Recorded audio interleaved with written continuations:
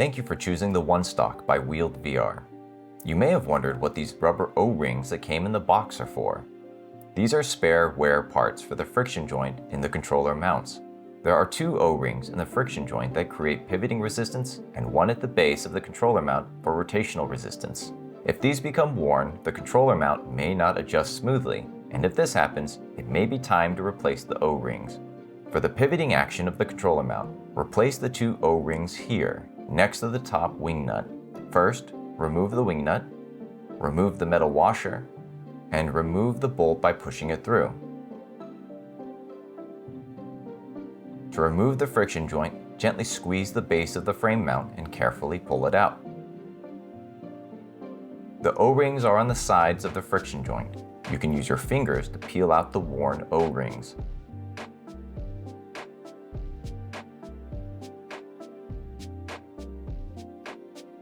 Take a spare O-ring and press it into the groove so that it is firmly seated.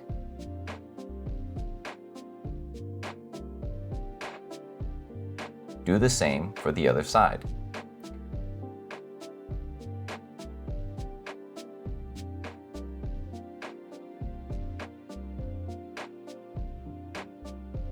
To reinstall the controller mount back into the frame mount, squeeze the base and gently insert the friction mount. Be careful not to dislodge the O-rings. We want to align the screw holes so that you can see straight through the controller mount. After combining, you can adjust the friction mount to line up the connection.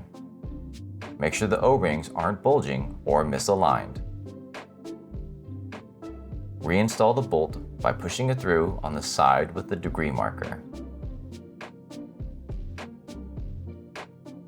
Install the washer and reattach the wing nut.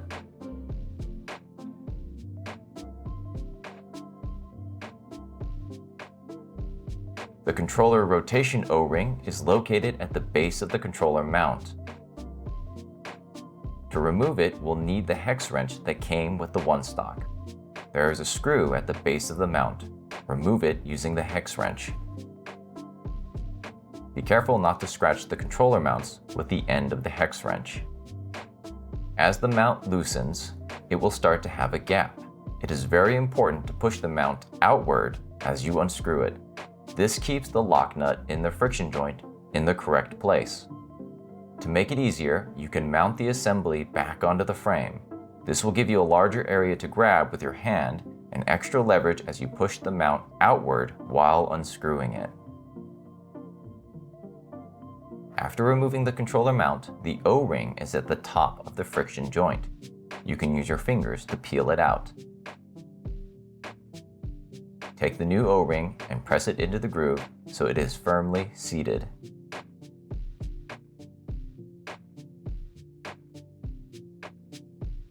To reinstall the controller mount, hold the hex screw in place with your finger and push it back into the friction joint. Use the hex wrench to start threading it back into the lock nut. Once it catches, it is important to apply outward pressure to the mount while tightening it. Like before, you can install the controller mount back onto the frame for extra leverage while you push the controller mount outward while tightening the hex screw. After the controller mount is reinstalled, you can tighten or loosen the screw for your desired rotational resistance. Finally, rotate the open side of the mount so it is facing away from the wing nuts. Thank you for watching this OneStock tutorial. For more information and guides, please visit wieldvr.com.